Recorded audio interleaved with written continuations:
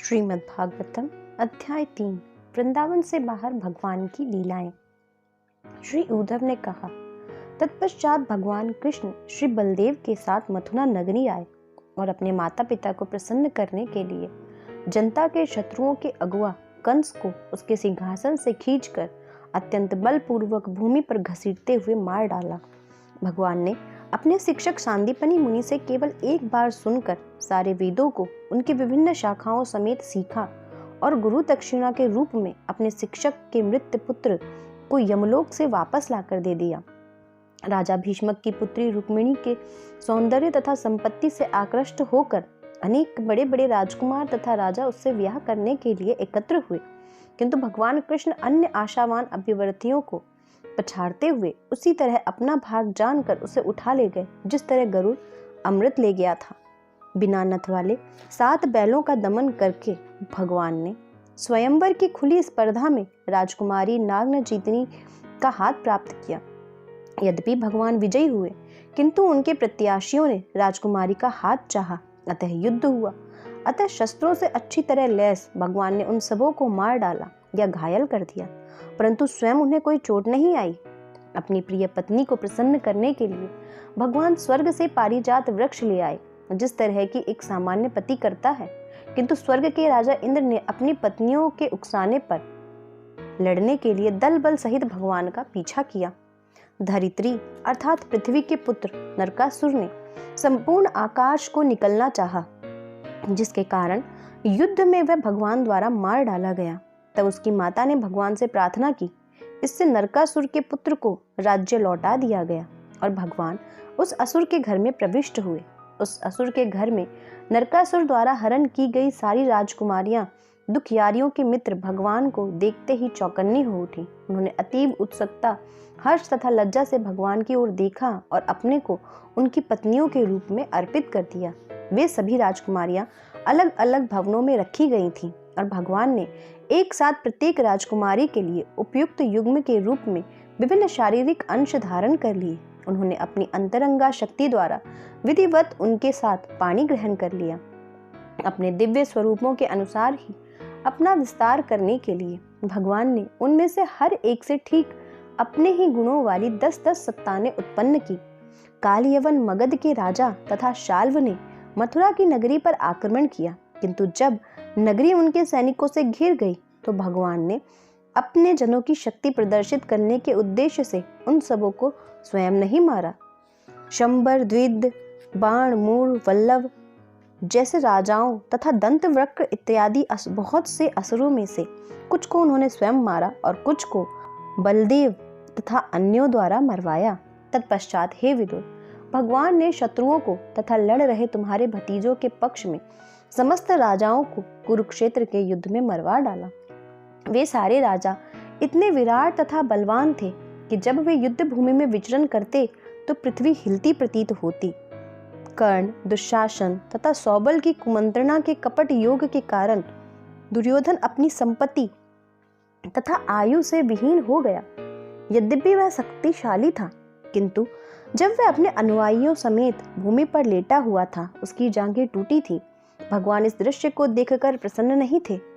कुरुक्षेत्र की युद्ध की समाप्ति पर भगवान ने कहा था, अब द्रोण, भीष्म, अर्जुन तथा भीम की सहायता से 18 अक्षौहिणी सेना का पृथ्वी का भारी बोझ कम हुआ, किंतु यह क्या, अब भी मुझे उसी से उत्पन्न यदुवंश की विशाल शक्ति शेष है, जो और भी अधिक असह्य बोझ बन सकती है।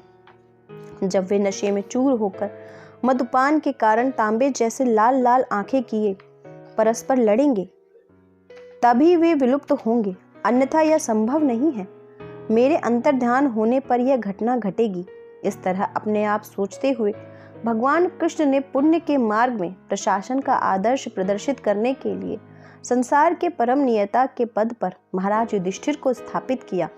महान वीर अभिमन्यु द्वारा अपनी पत्नी उत्तरा के गर्भ में स्थापित पुरु के वंशज का भ्रूण द्रोण के पुत्र के अस्त्र द्वारा भस्म कर दिया गया था, किंतु बाद में भगवान ने उसकी पुनः रक्षा की। भगवान ने धर्म के पुत्र महाराज युधिष्ठिर को 3 अश्वमेध यज्ञ संपन्न करने के लिए प्रेरित किया और उन्होंने भगवान कृष्ण का निरंतर अनुगमन करते हुए अपने छोटे भाइयों की सहायता से पृथ्वी की रक्षा और उसका भोग किया। उसी के साथ साथ भगवान ने समाज के वैदिक रीति रिवाजों का दृढ़ता से पालन करते हुए द्वारकापुरी में जीवन का भोग किया। वे सांख्य दर्शन प्रणाली के द्वारा प्रतिपादित वैराग्य तथा ज्ञान में स्थित थे। वे वहां पर लक्ष्मी देवी के निवास, अपने दिव्य शरीर में सदा की तरह अपने सौम्य तथा मधुर मुस्कान युक्त मुख, अपने अमृतमय वचनों तथा अपने निष्कलंक चरित्र से युक्त रह रहे थे। भगवान ने इस लोक में तथा अन्य लोकों में, उच्च लोकों में विशेष रूप से यदुवंश की संगति में अपनी लीलाओं का आनंद लिया। रात्रि में विश्राम के समय उन्होंने अपनी पत्नियों के साथ दाम्पत्य प्रेम की मैत्री का आनंद लिया। इस तरह भगवान अनेकानेक वर्षों तक गृहस्थ जीवन में लगे, किंतु अंत में नश्वर यौवन जीवन से उनकी विरक्ति पूर्णतया प्रकट हुई।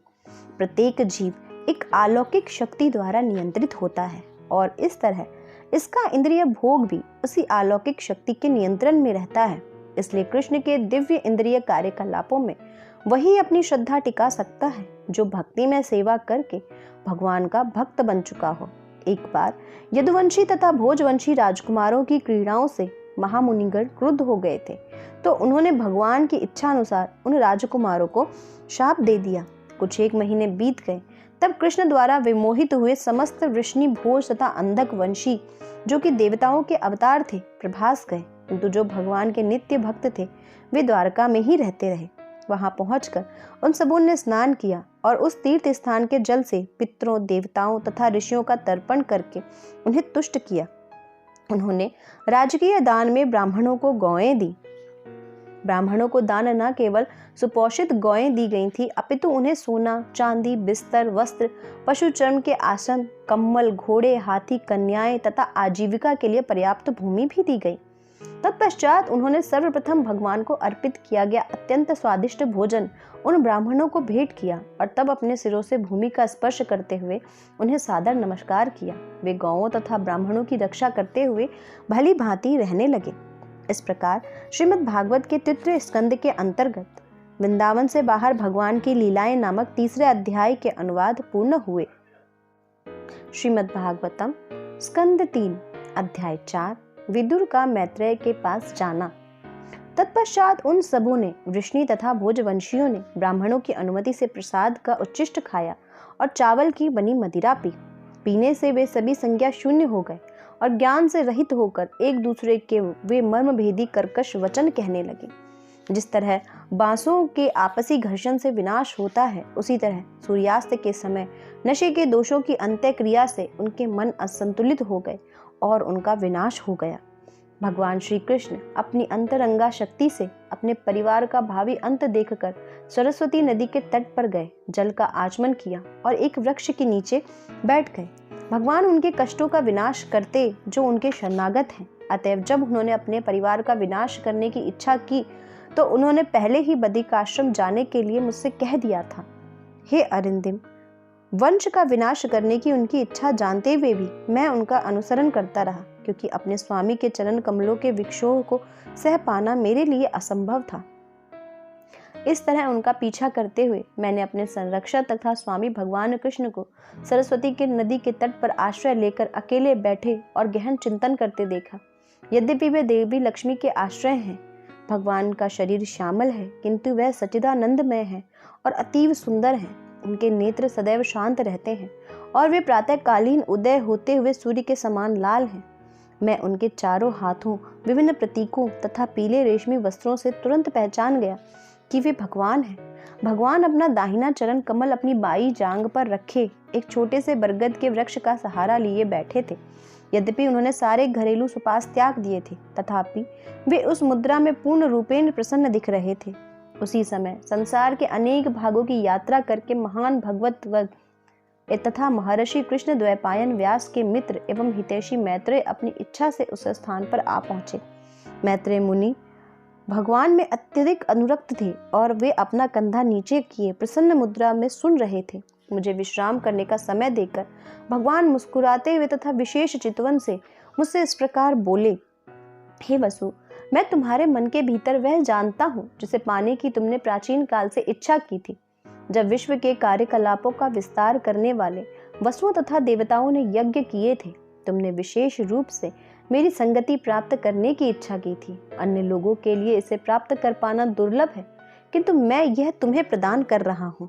हे साधु, तुम्हारा वर्तमान जीवन अंतिम तथा सर्वोपरि है, क्योंकि तुम्हें इस जीवन में मेरी चरम कृपा प्राप्त हुई है। अब तुम बद्ध जीवों के इस ब्रह्मांड को त्याग कर मेरे दिव्य धाम वैकुंठ जा सकते हो। तुम्हारी शुद्ध तथा अविचल भक्ति के कारण इस एकांत स्थान में मेरे पास तुम्हारा आना तुम्हारे लिए महान वरदान है।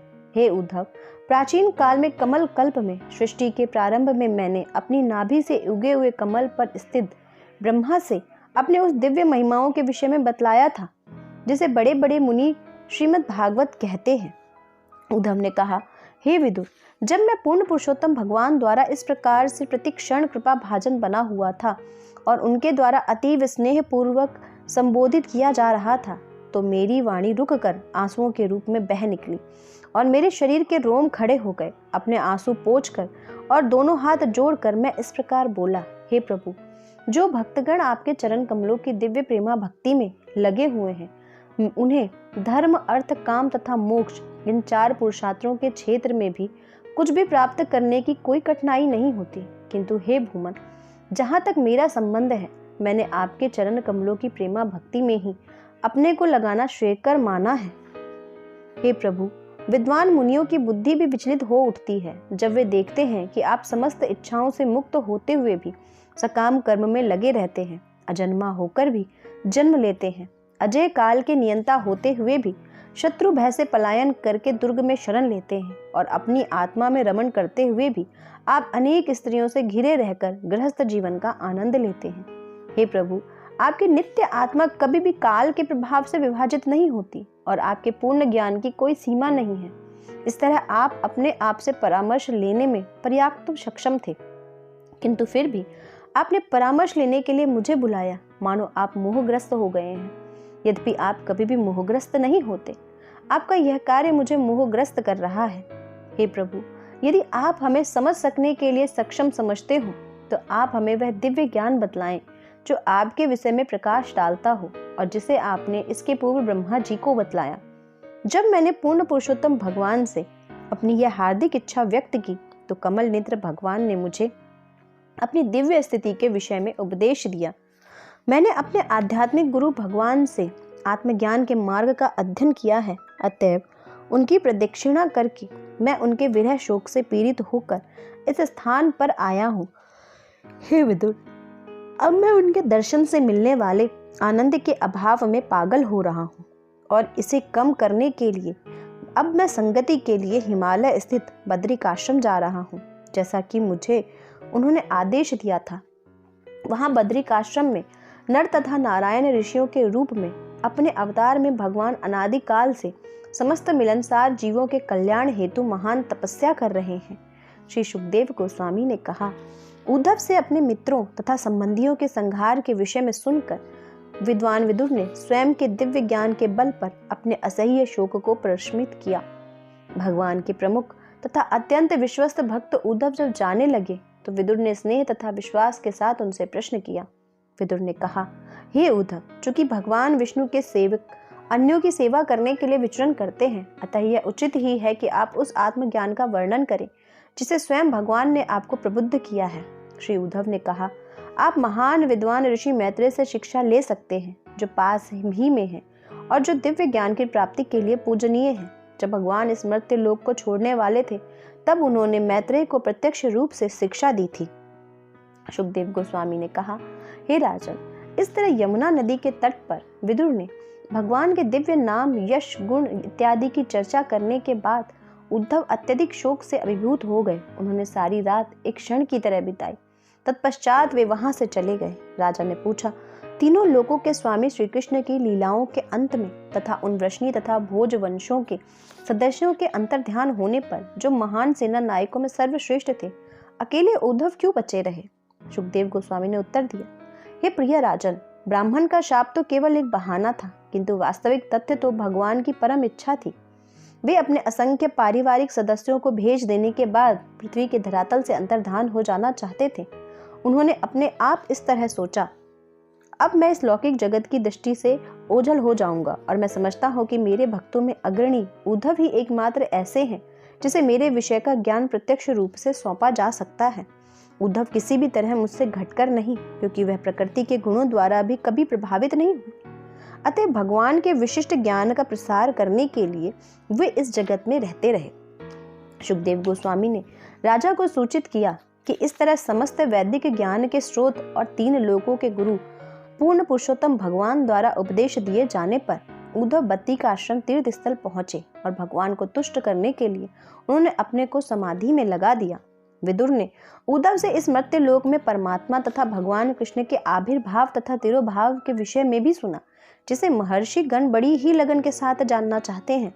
भगवान के यशस्वी कर्मों तथा मर्त्य लोक में असाधारण लीलाओं को संपन्न करने के लिए उनके द्वारा धारण किए जाने वाले विविध दिव्य रूपों को समझ पाना उनके भक्तों अतिरिक्त अन्य किसी के लिए अत्यंत कठिन है और पशुओं के लिए तो वे मानसिक विक्षोभ मात्र हैं। यह सुनकर कि इस जगत को छोड़ते समय भगवान कृष्ण ने उनका स्मरण किया था, विदुर प्रेम भाव से अभिभूत होकर जोर जोर से रो पड़े। यमुना नदी के तट पर कुछ दिन बिताने के बाद स्वरूप सिद्ध आत्मा विदुर गंगा नदी के तट पर पहुंचे, जहां मैत्रेय मुनि स्थित थे। इस प्रकार श्रीमद् भागवत के 3 स्कंद के अंतर्गत विदुर का मैत्रेय के पास जाना नामक 4थे अध्याय के अनुवाद पूर्ण हुए।